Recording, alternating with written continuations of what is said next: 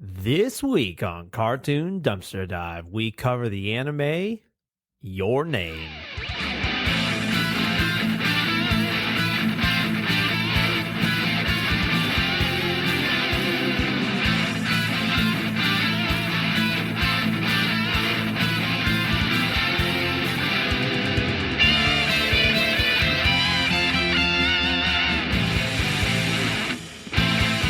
Joel, what's your name?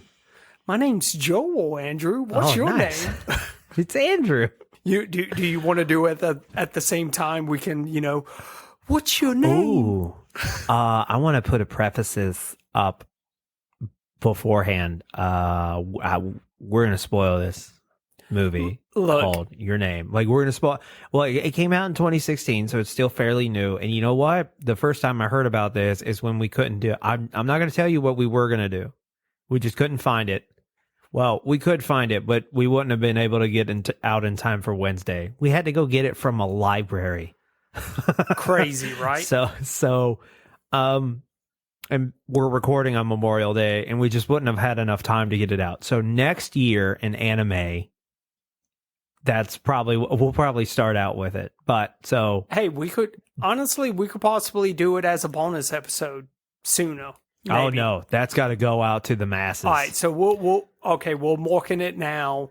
Yeah, the beginning of next anime month. Anime 2025, we'll be covering blank because I wanted to be a surprise. Yeah, it'll be. But Joel, he texted me. I was like, we're not gonna be able to get this thing. Like, we got to do something, and we got to do it now.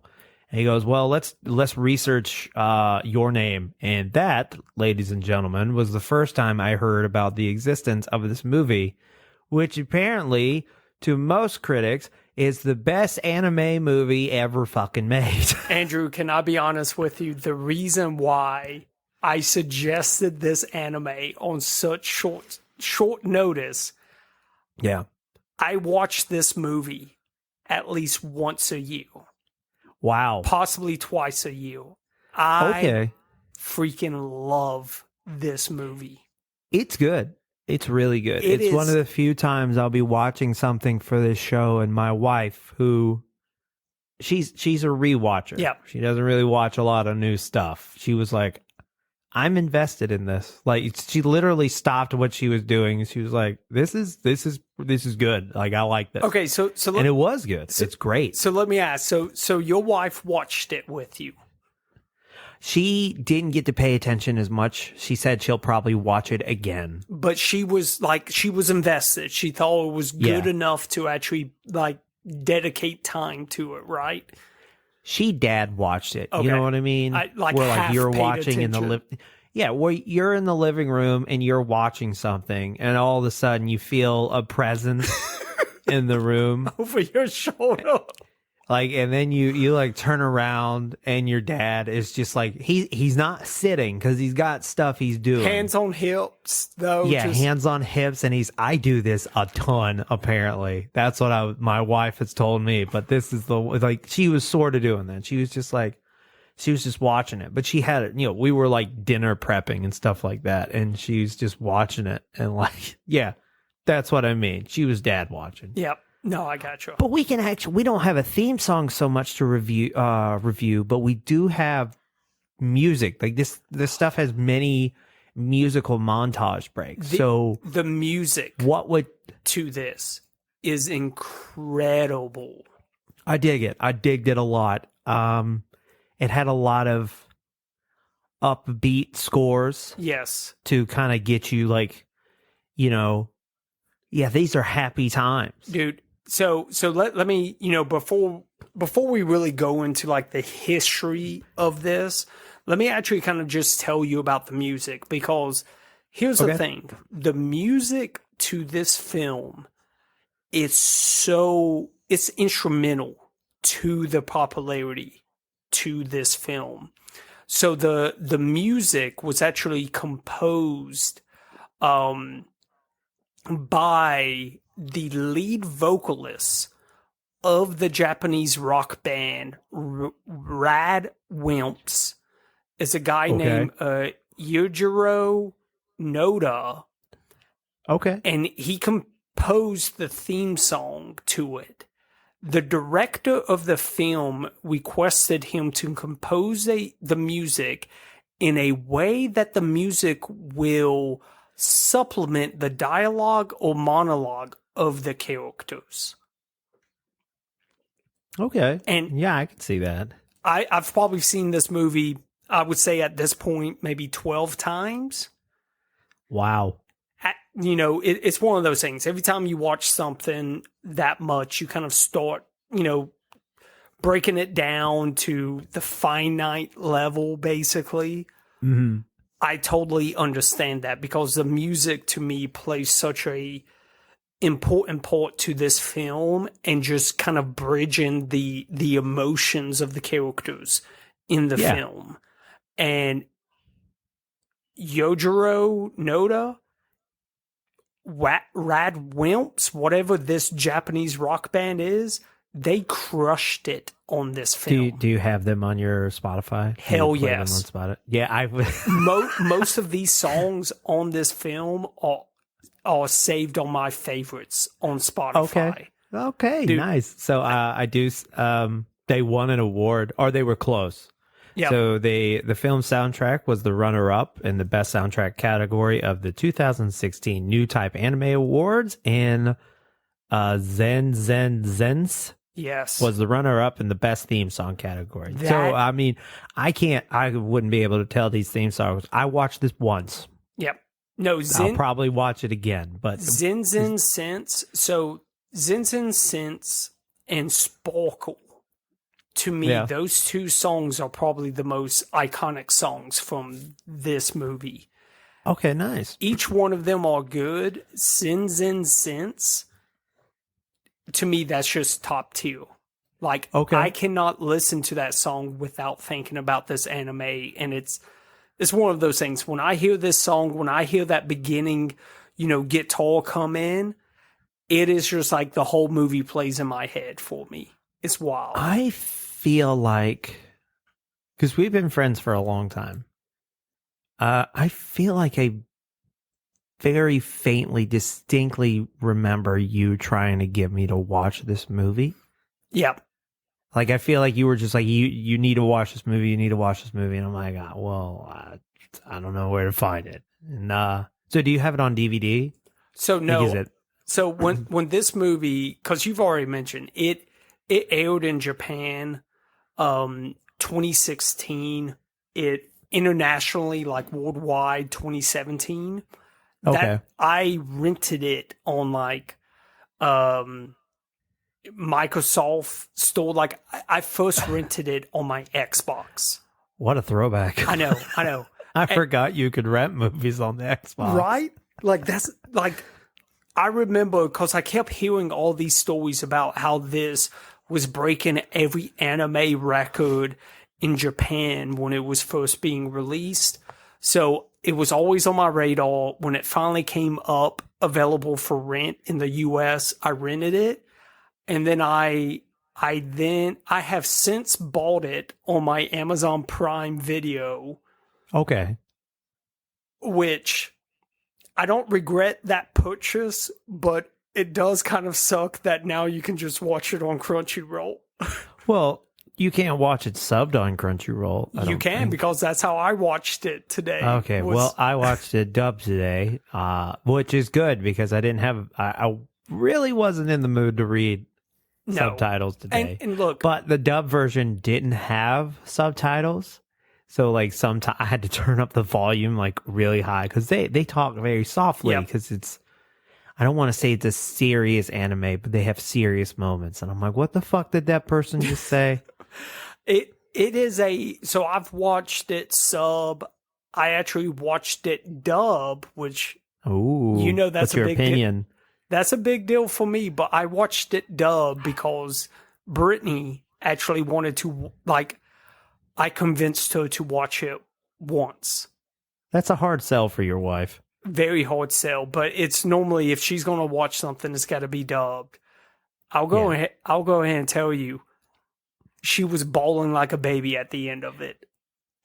You know what? At the end of this movie, like, I had a lump. I didn't full on cry, which is, I mean, I'm a crier. Yep. I don't know what to tell you.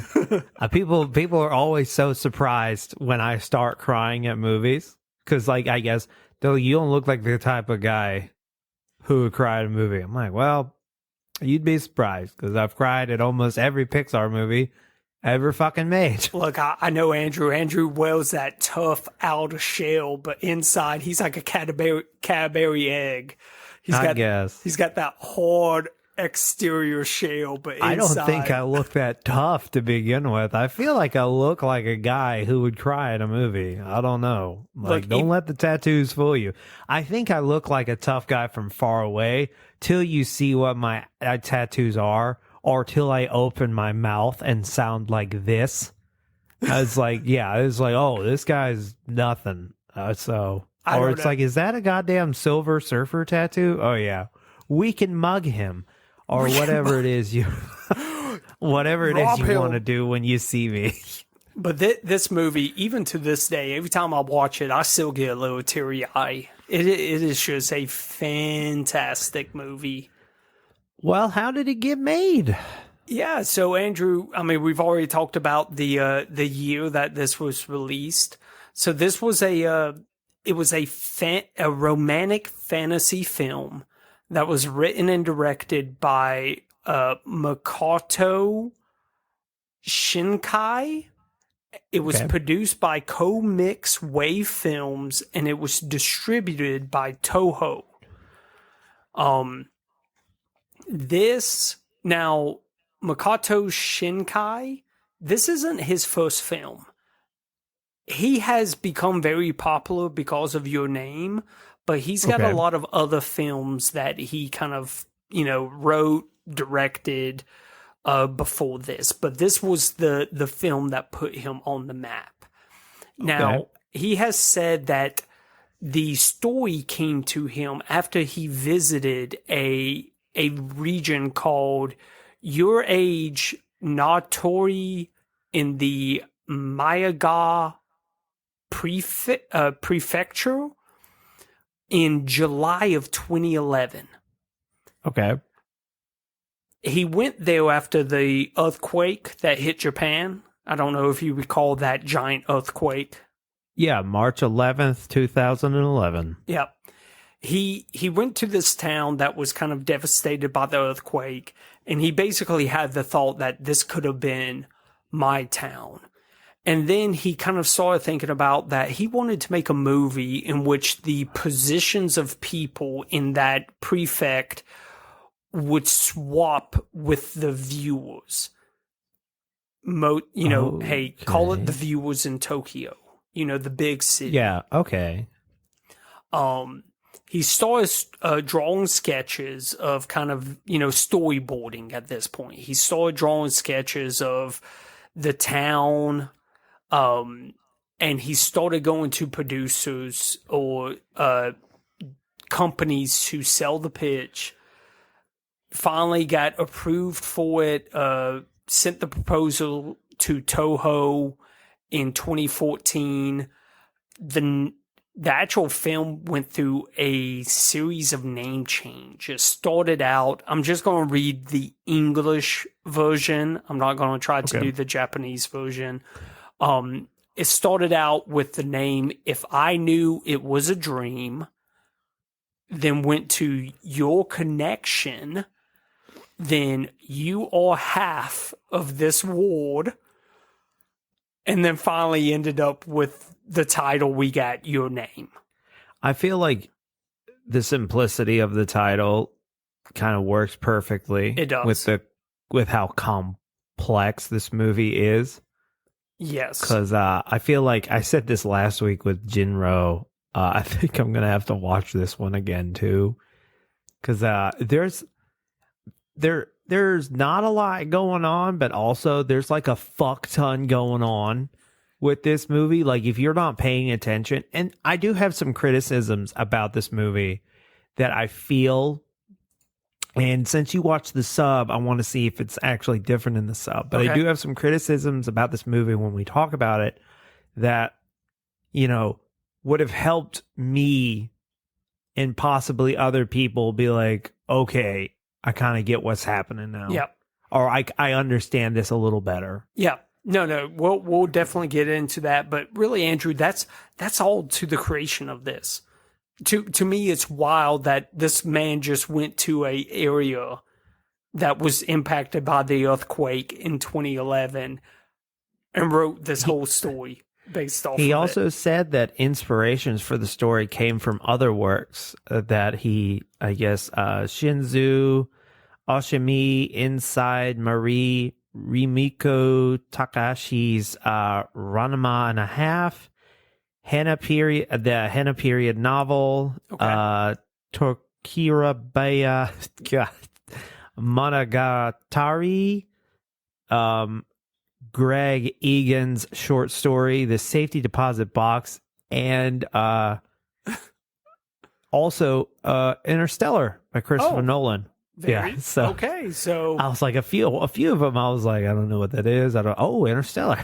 So I out of all of those, besides Interstellar, so I can kind of understand the Interstellar aspects and the Ranma half aspects, because those are two I'm familiar with. The other ones I'm not too familiar with. You know how you know what two things I would describe this movie as? What's that? So this is like AniMay The Lake House. I don't know if you with Keanu Reeves and Sandy B. Yeah, they got that time traveling mailbox or what the fuck ever. It's so funny because the moment you said that, I was just like, oh my God, that is like the perfect example of this. And then a little bit, just a tiny bit of Groundhog's Day. Okay. Just maybe not Groundhog's Day. What was that one? Happy Death Day to You. It's not really a time loop, but there's one just what they do in the movie when we talk, like, that's what I'm like, this is kind of like Groundhog's Day. It wasn't really, but like that was my first one. I got and then later it's like, oh, this is AniMay The Lake House, kind of. This is Keanu Reeves and Sandy B. Sandy Bullock. But yeah, so hit us with the voice actors, Andrew. Okay, I'm doing the dub. I'm not embarrassing myself anymore. Nope. So the voice cast of, where'd they go? Here we go. Okay. The voice cast of Your Name is Michael. Oh God, his last name's going to be hard. Okay. Sinterklaas. He is Taki Tachibana. Stephanie Shea is Mitsua Miyazuzu. God. Kyle Hibbert is Katsuo Tesagawa. Okay. Cassandra Lee Morris is Saka Natori. Ben Pronsky is Tasakasa Fuji. And then Ray Chase is Shinta Takagi.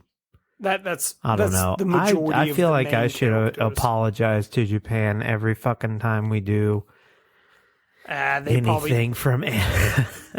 I think they expect it from Americans at this point. Probably. For their other works, we have Michael Sinterklaas as Tunnel Rat in G.I. Joe Sigma 6. Okay. We have Stephanie Shea is Hororo in Bottle Fairy. Okay. She's also Koza and Samurai Champloo. Oh, I know that one. Okay. We have Kyle Hibbert is Gohan Older, narrator Ox King in the Funimation dub of Dragon Ball Z. Hey, there we go. Cassandra Lee Morris is Alice in Yu-Gi-Oh! GX. Ben Ben Pronsky is Hanji in Super Milk Chan. That came on Adult Swim like every once in a while. Yep. And finally, Ray Chase is Donovan Loggins, Rubber Soul, and Bruno Bucardi in JoJo's Bizarre Adventure. Good old JoJo. Is that a JoJo reference? Meme? Okay. So, I feel like you've watched this movie 12 times. Why don't you describe the plot to the people?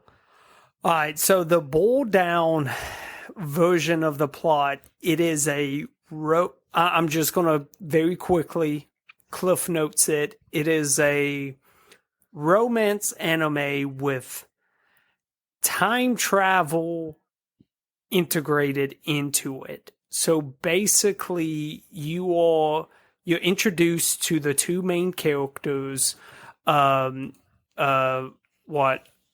Taki and Mitsuhara or Mitsuha. I think it's Mitsuha. I don't know. Basically, the female in the love story. Yeah, a woman. Yeah, absolutely. You're basically introduced to those two. You come to find out that they are switching bodies. They go to sleep, and they switch places. Okay? Yeah. And then it basically starts out with them just trying to figure out how to live their normal lives while switching places. And then I loved the rules they had to make for one another. Yeah, like they came up with a list of rules on basically not to embarrass themselves when they switch on acting differently and things of that nature. I loved Mitsuha. Her rule of you're not allowed to take a bath while you're in my body. Because you gotta think she's switching because they're both 17 at this point. Yeah. So I get it. I mean, honestly, if I was a 17-year-old, I switched bodies with a female. I mean, he does do the first thing every guy would do if he switched. Touch boobs. If you switch, he's playing with her boobles. That's what he does. He does that every morning. He switches. What 17-year-old kid, like a 17-year-old boy, would not do that? That would be the first thing a 17-year-old boy would do. Yeah, absolutely. Yeah. But anyways, they start switching bodies. We really don't know how long this happens, but it seems like weeks, months at this point. But no secret, Andrew, they start falling in love with each other. Okay? Kind of, sort of. I feel like they're developing feelings for one another, not necessarily falling in love, but I think they are understanding one another on a level to where those feelings develop. Yeah, I feel like, there's definitely, I wouldn't say they're starting to fall in love, but there's definitely a connection being made. I don't think they truly realize they love each other until Taki's it randomly stopped one day. Yeah, because I don't know, and I don't even know what this village is called or anything. And he's trying to sketch it out and stuff. Yeah, and Mitsuha, she lives in a rural part of Japan. Taki lives in Tokyo. Mitsuha, in the dub, they say she lives out in the boonies, which I thought was pretty funny. Basically the same thing, the boonies. Okay. But yeah.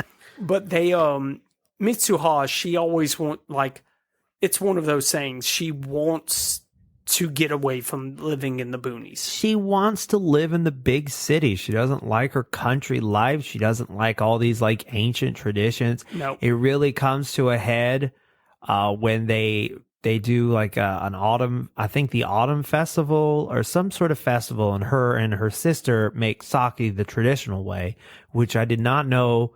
That's how they used to make sake. With you take some rice and you chew it up and you spit it and then you ferment it for how long, and then it becomes alcoholic. Yeah. and all of her friends are like making fun of her.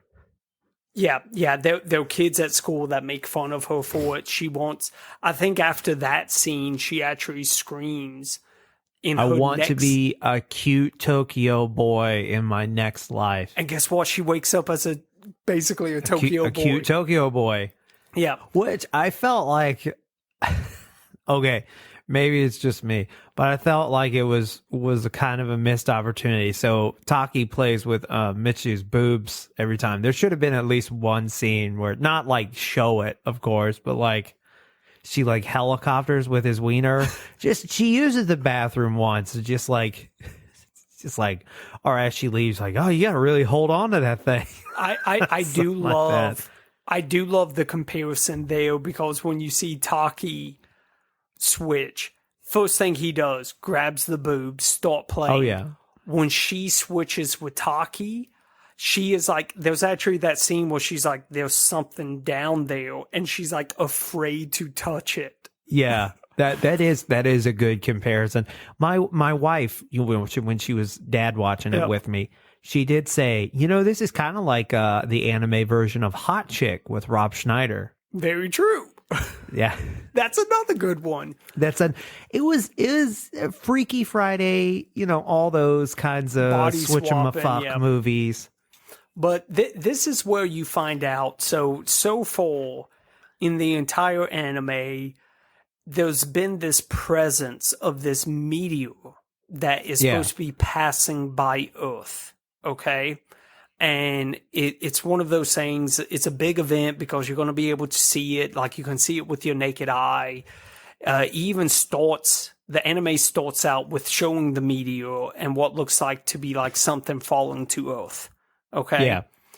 And at this point, they've switched bodies, everything else. And you've already pointed out, there's a point where it just stops. The body switching stops. And at this point in the anime, you no longer are seeing what's going on with Mitsuha. It's all Taki. Yeah, it's just Taki. And I think this is where Taki kind of really realizes he's missing this weird relationship he's had with her at this point. And he's like, okay, I'm trying to call her, can't get a hold of her, so I'm going to go to this town and just find her. He doesn't know the town's name, he just knows it by its images. Which is kind of crazy to me. I mean, I guess it's a plot point, you know, it's the mystery of it, but he didn't like check the mail or something. Yeah, like, going back and watching this, there was a lot of those questions where I'm just like, especially around, I'll go ahead and say it, especially around the dates. Like, at some point, did you not just look at a calendar and go like, huh? I mean, I guess not. If you really look at like, how many times do you look at a calendar? And then even with your phone, it doesn't ever show the year and the date. You're just living life. I mean, I get that. Like, your body swapping with somebody, chances are you're probably focused on other things than what year it is. Because, I mean, they did kind of, at least in the dub, they did kind of have a throwaway line where they were just like, I don't know what day. Like, he was late for that date that Mitsuha set up, because he was like, I kind of don't know what day it is. Yeah, I mean, that makes sense.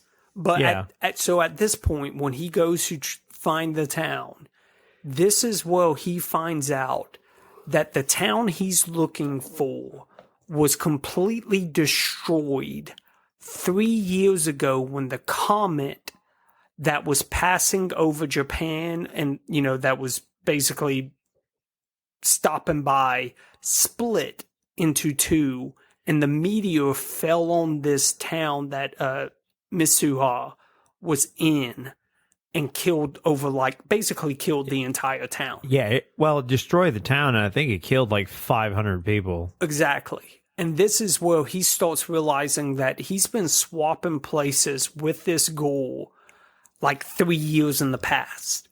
So at this point, this is where time travel starts entering into play. I mean, it really kind of like, it's a good twist. Yep. Because you kind of don't expect it. Oh, not at all. When you first watch it, and they do such a good job of making you never expect that. And when they drop that bombshell, you're like, holy crap, that's crazy. But I feel like if you watch it, I feel like if I watch it again, they'll hint at it a lot. That it's like, they're not in the same, because, okay, I noticed this from the get-go. So Mitch, when he sets up that date, she's like, if you go here at this time, you guys can watch the comet together. And he's like, yeah, I didn't see anything. And that's because it's not the right day. It's 3 years ago. Yeah. So it's like, okay, I feel like she would be pretty accurate on what the fuck is going on with a comet. So it's like, and that's also the same time that it stopped. Yeah, you start realizing that the point that they stop switching bodies is kind of the point in the timeline when the comet hits and she's dead, in a sense. Yeah. And at this point, like, once Taki realizes what's happened, what's going on, he realizes that she's dead. Like, this person that he is, like, desperate to find, he cannot find her because she died 3 years ago. But they also met 3 years ago. And she goes to Tokyo. Time travel. Yeah. She goes to Tokyo. She's like, it's me. And he's like, who the hell are you? This just goes to show you what's the whole thing. Time is all kind of really circular. Like, time will repeat itself. Basically, history will repeat itself. Something like that. It's one of those mind fucks where you realize no matter, this is always happening. Them switching bodies is always kind of going on. But you are correct. She went to Tokyo to meet him, but since she was 3 years early, he didn't realize who she was.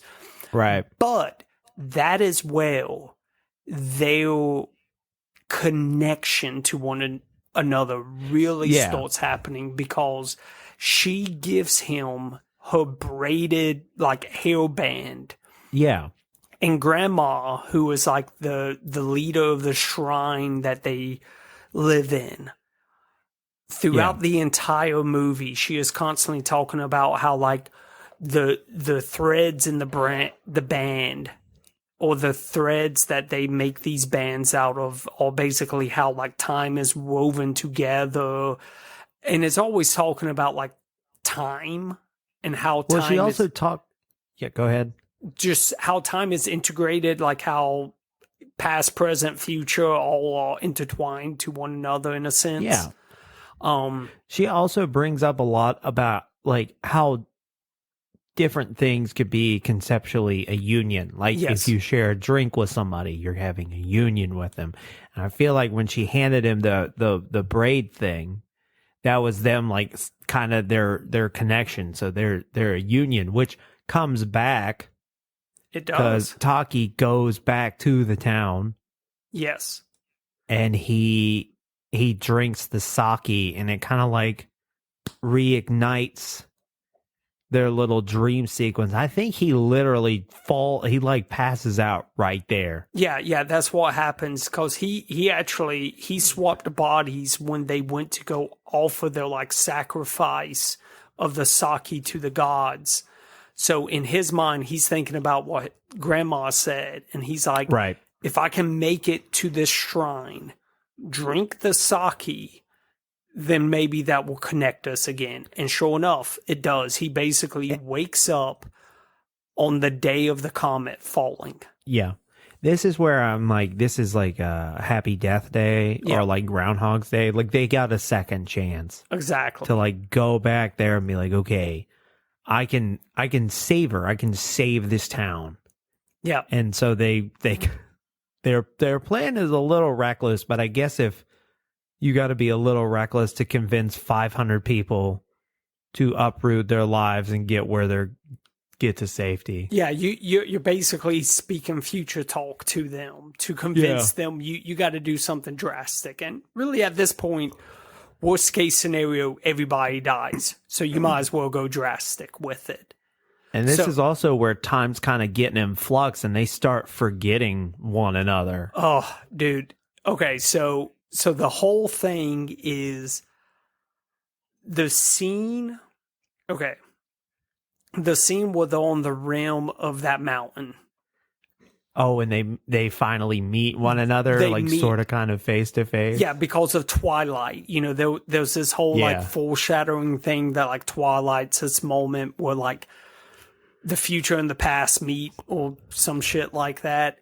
Yeah, okay. But they actually meet with one another, and then Twilight's about to end, and Taki tells Mitsuha that, hey, you still gotta evacuate the town. You see what happens to the town. And then he's like, hey, let's write our names on each other's hands so we don't forget each other.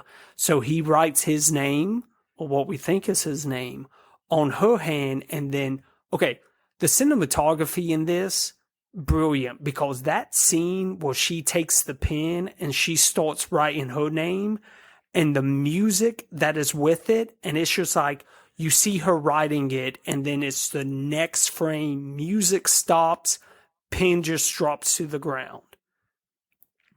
That was a tough one. That scene is incredible, and he is sitting there, he's just like, I'm never gonna forget your name. Your name's Mitsuha, and then like he goes to say her name again, and then he forgets, and then you start to realize that like this whole intertwining of their life is starting to like unravel to the point where he can't even remember her name.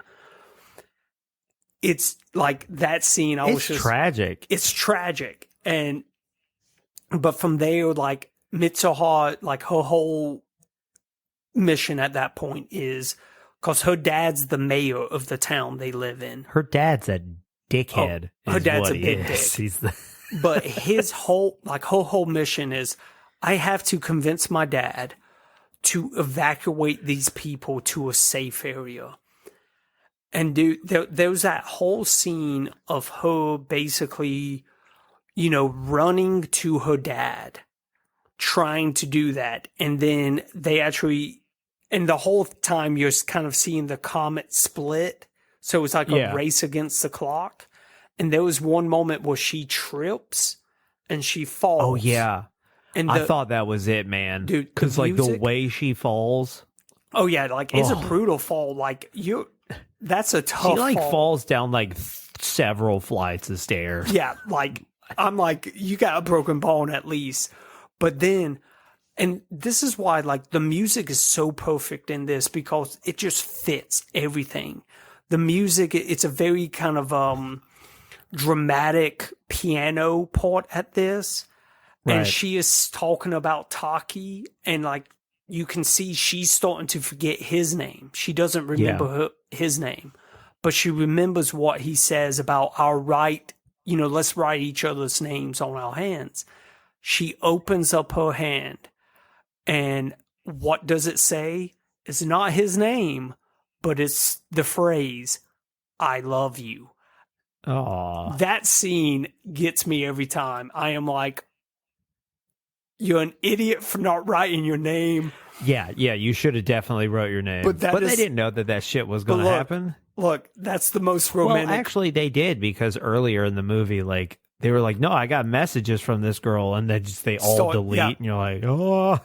Look, the move on Taki's part, but that's romantic as fuck. To just write, I love you. Okay, so most super romantic moves are often dumb moves. That Venn diagram of dumb move, romantic move, almost a circle. Almost a circle. But yeah, so you come to find out, because during the whole, like, it shows her running, it shows her get up to her dad. And at this point, like, it kind of ends, and then you see the comet hit the town. Well, wait, we're not going to gloss over the plan, the domestic terrorism. So you want to talk do. about what they came up as a plan to evacuate? Yeah, so they're just like, we're going to blow up the power plant. See, I didn't want to talk too much in broadcast. detail, so in case if people wanted to watch it, but yes, we already said it was going to be spoiler heavy. So if you haven't watched it and you're here, I said it up top. We're spoiler heavy, so that's on you a little bit. But yeah, so they blow up the power plant of the town, and then on the emergency broadcast, they're like, there are terrorists and a wildfire. You guys need to evacuate. And for some reason, this town doesn't believe them. They saw an explosion. They started to, but then her dad basically was just like, we got to find out where this broadcast is coming from, and then told everybody to stay put. Like, it is wild. But yeah, they basically planned domestic terrorism. Yeah. But hey, pretty efficiently. If you know that everybody's going to die, why not, stoop to those levels? You got to bring it. Exactly. Like, if a meteor's about to hit my town, and if I'm going to do whatever I can to get everybody the fuck out exactly. of there. Like I'll blow up whatever I need to get people evacuated. But yes. So this, go ahead.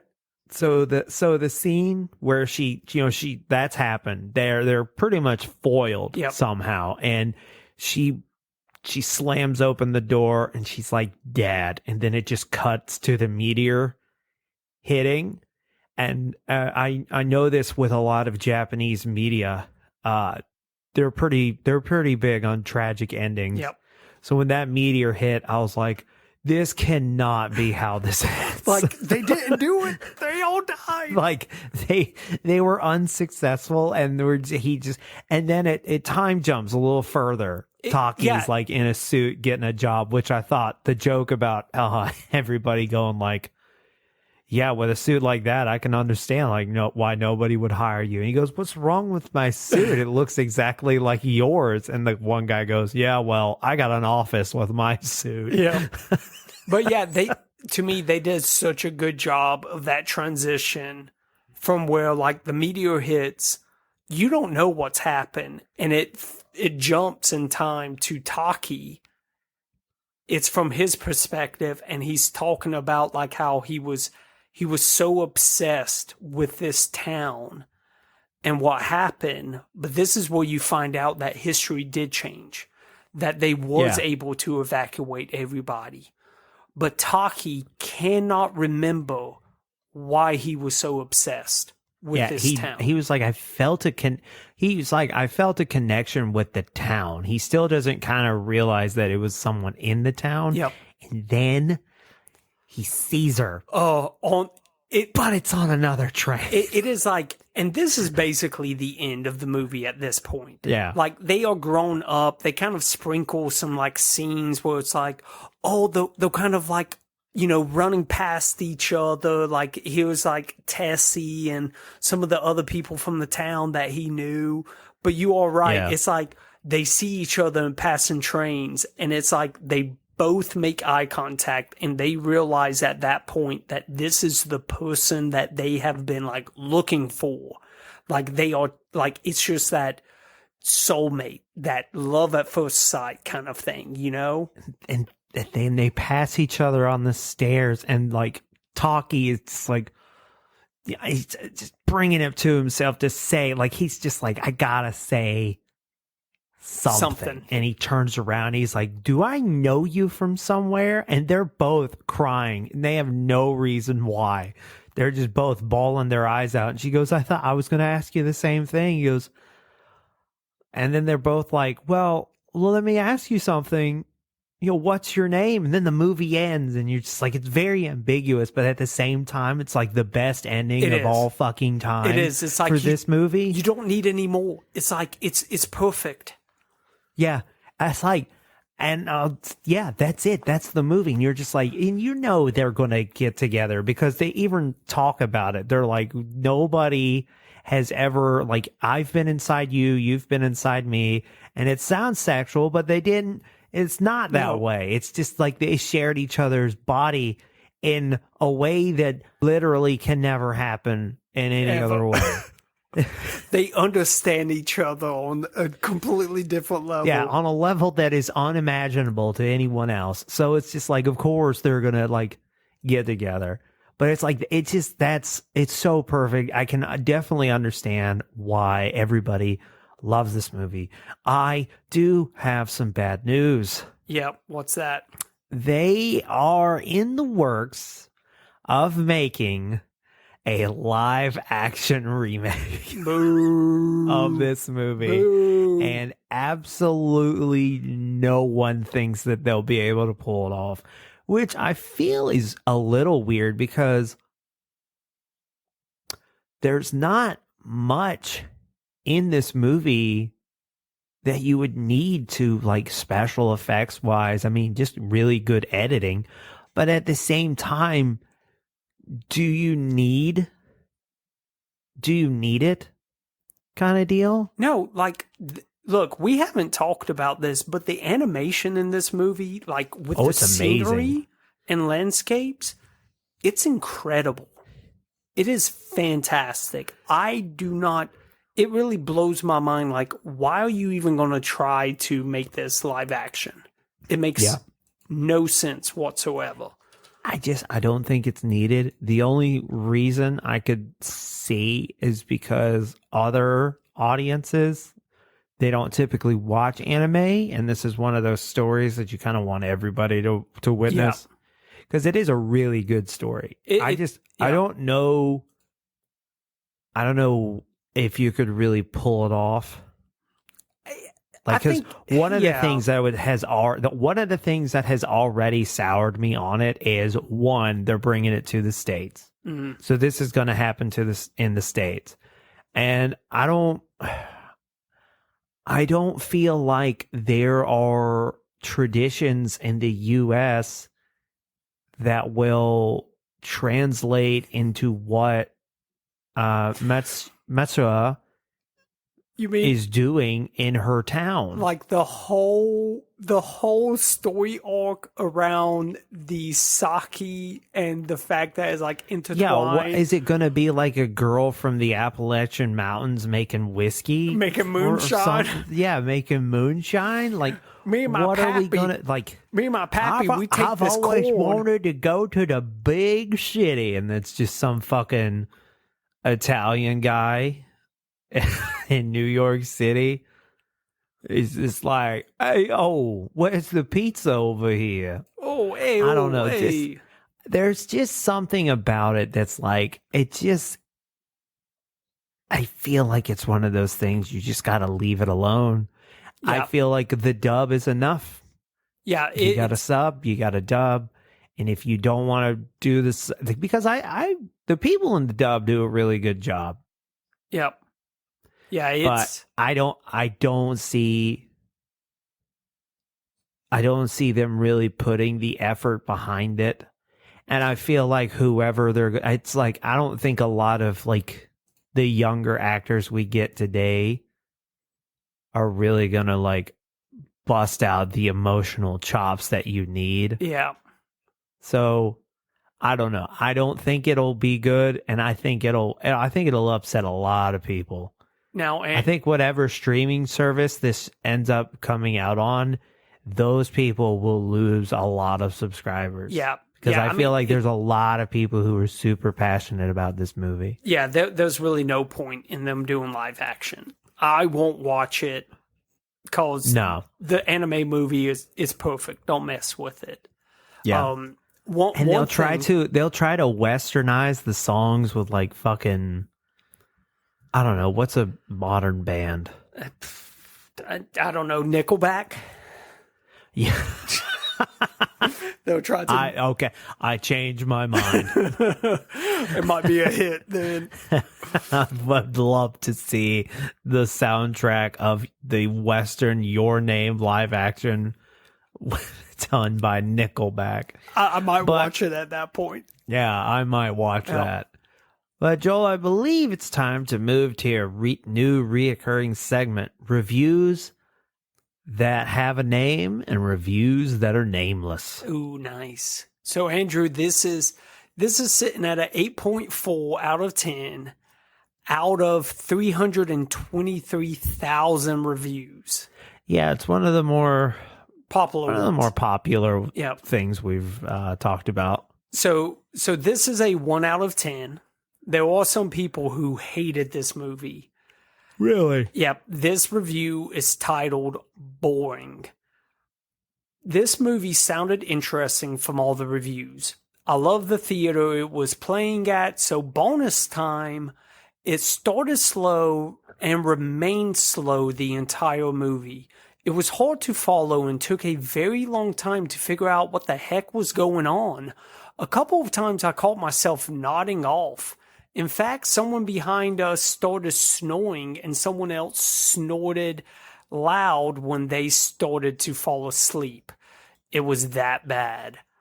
I don't understand the rave reviews this movie is getting. Maybe one has to be an anime fan to enjoy it.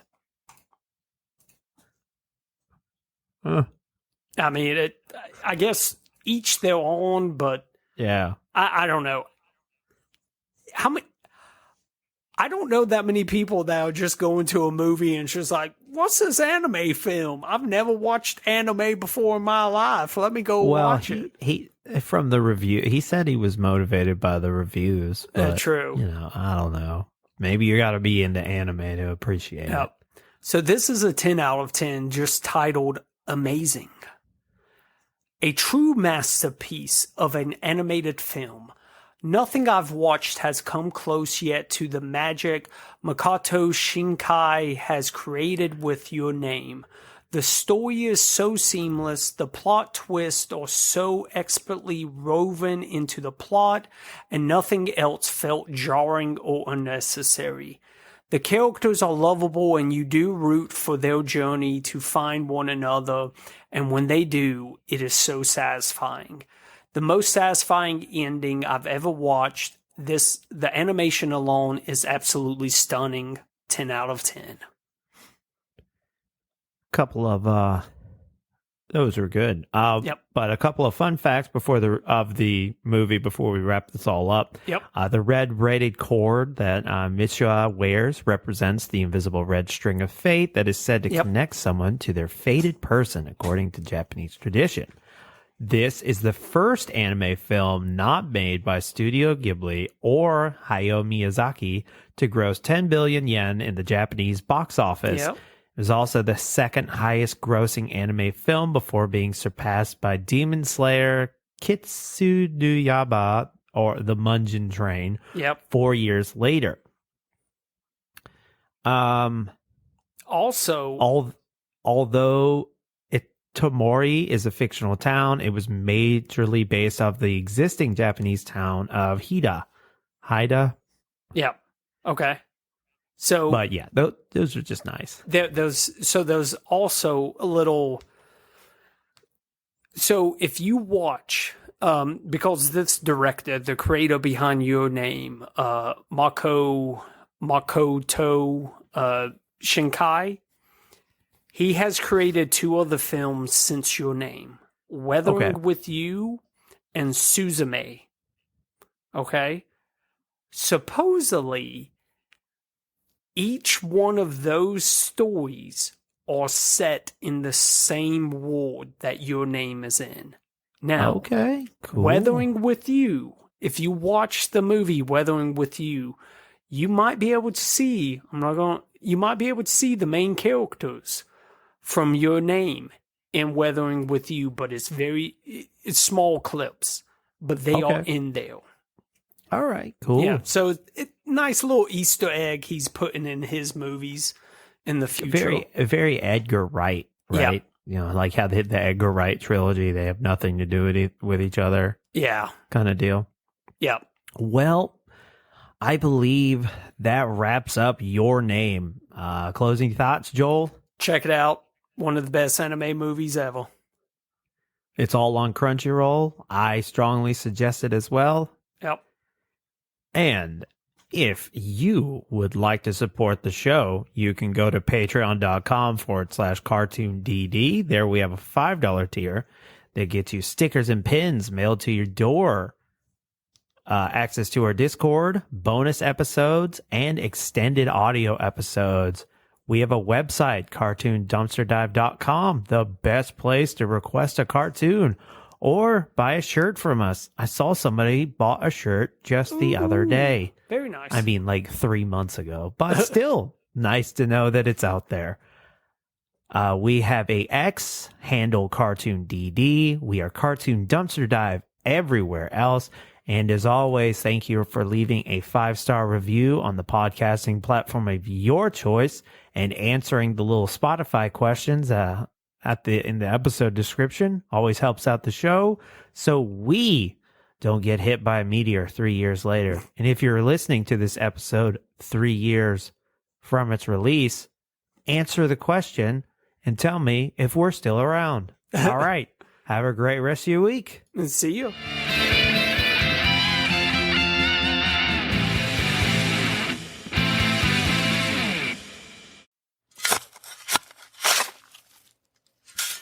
This has been a Lug Hole Podcast.